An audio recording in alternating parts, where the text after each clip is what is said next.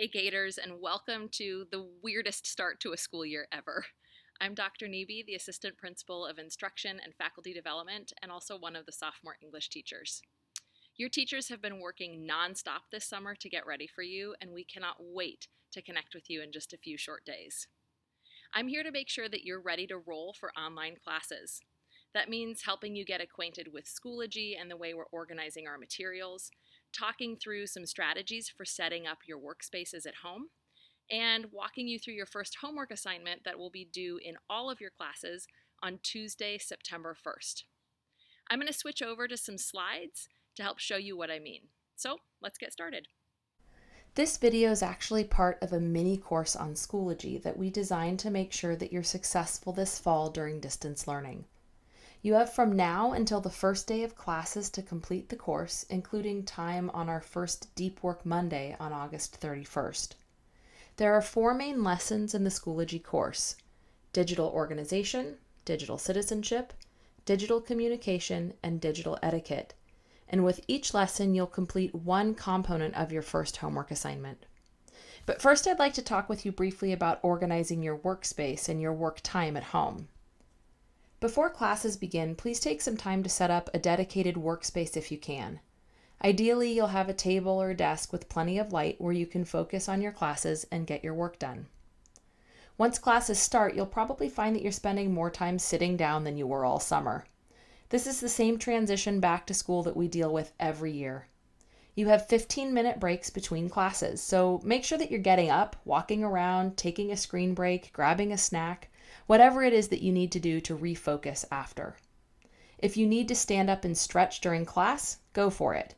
We're all getting used to spending more time on our devices, and we all need to take care of ourselves. Make sure that you're getting enough sleep at night and that you're getting exercise or movement each day. Now, let's take a look at the bell schedule so that we're super clear about how our lessons will be arranged. Each week you can count on having 3 lessons per class. 2 of those will be live, real-time lessons on Zoom, that's called synchronous, and 1 will be asynchronous that you do independently in what we call flex time. Those flex time lessons may get bundled together with homework for your Tuesday, Wednesday classes, and it may just feel like a bit more context and instruction to support that assignment. But the important thing to know is that those Mondays are school days. It's not a 3-day weekend. As always, you'll have homework to do over the weekend, and you probably won't want to wait until Monday morning to sort it all out. Over the weekends, you should set aside some time to plan out your lessons and assignments for the coming days. Make sure you're super clear on your Monday tasks. In the Schoology mini course, we've provided a couple of planning tools and templates developed by teachers and counselors to help you organize your work. We're calling Mondays Deep Work Monday. The idea for deep work actually comes from a Georgetown professor, Cal Newport, and his book Deep Work: Rules for Focused Success in a Distracted World. Our Deep Work Mondays are an opportunity for slowing down, settling in, and thinking deeply without too many interruptions. So on a Deep Work Monday, set your alarm, get up at the normal time, eat a good breakfast, and gear up for self-paced learning. Mondays should give us all a bit more breathing room, a pressure release for the weekends, and some space for you to engage in community life outside of the rhythm of back-to-back classes. Okay, now let's talk homework. Each day you'll see your homework posted no later than 4 o'clock for the next class meeting. That means if you're in my E-period English class on Wednesdays, you'll see your homework posted by 4 o'clock that day for Friday's class. And that means you'll see your flex time lesson and homework for Deep Work Monday and the weekend posted by 4 o'clock on Friday for the following Wednesday morning's class. As always, one of the best support structures you have is office hours. Try to make use of office hours at least a few times a week. Some of your teachers will be piloting offering office hours in the evening, recognizing that that's often when you all need us the most.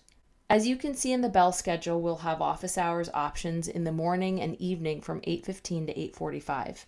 Teachers will post their schedule and Zoom links on Schoology.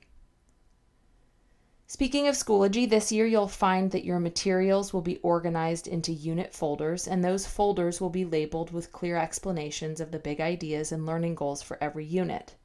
Make sure that you read those big ideas and learning goals. It's one way that your teachers are helping you to identify the major takeaways for what you're learning and telling you what you'll need to know and be able to do to be successful on assessments.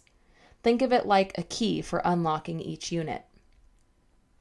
Now that we've explored strategies for organizing your workspace and your work time, let's talk specifically about digital organization and the tech tools that we'll use this year. You can think of our tech world as two concentric circles. In the center is the core suite of tools that we'll use in almost everything that we do. We have Schoology for our learning management system. That's the primary way that teachers will communicate with you, post homework assignments, add lessons and content for you to learn, and where you'll turn in your work. We have Zoom for video conferencing, which is how we'll run all of our live classes. And we have Google Drive as our workhorse. Drive is where you'll do most of your drafting, collaborating, note-taking, and slide making. As faculty, we're following the principle of Occam's razor. The simplest solution is always the best. If we can do it in Schoology, Zoom, and Drive, that's where we'll start. We're not going to be using all the blingy apps just for fun. They have to serve an important purpose for us to start layering in other tools. But when it serves us, we absolutely will. So let's explore that outer circle of apps that make up our tech tool universe this year. Depending on the lesson, the day, and the teacher, you may end up using Kahoot, Flipgrid, Nearpod, Edpuzzle, Padlet, or Screencastify, plus perhaps a couple of others that are super discipline specific. You don't need to know how to use these yet. Your teachers will help you as we go if they decide to use these tools. For now, though, let's spend some time getting the core suite of tools in good shape for the start of the school year, and from there, we'll start working on your first assignment. I'm going to briefly preview the organization of your Schoology mini course. It's called Online Learning Confidence Course, and it should appear in the list of courses that you're enrolled in. As I said before, there are 4 lessons, and in each lesson you'll see 4 tasks: read, watch, do, and review. Go in that order. You'll start each lesson by reading a brief overview. Then you'll watch a video that provides some important teaching for that lesson. Next, you'll do the task. In each lesson, part of what you'll do will help you with that first homework assignment. And finally, you'll review what you learned in the form of a quiz. Successfully completing that quiz is what qualifies you for the badge for that topic. Your badges stick with you on Schoology, so all of your teachers will be able to see what you've done for digital citizenship, for example. Finally, before I set you loose to work your way through the course, I'd like to preview the assignment you'll be completing along the way. Your first assignment of the school year, due on September 1st, is an introduction video in which you introduce yourself to your teachers in a very specific way. Your teachers are creating the same video in return. The video is just for your teachers, not for your classmates, so consider your audience as you create all the components throughout this confidence course. If you have any questions about the assignments or are in any way confused, please email me. I'm dneby@shschools.org. If you have any tech questions, please email our awesome tech team at support@shschools.org. Your next step is to open your Online Learning Confidence course. Click into Lesson 1 and start reading. We'll see you on Monday for Community Life and Tuesday for your first class of the 2020-2021 school year. In the meantime, stay healthy, stay safe, and be well.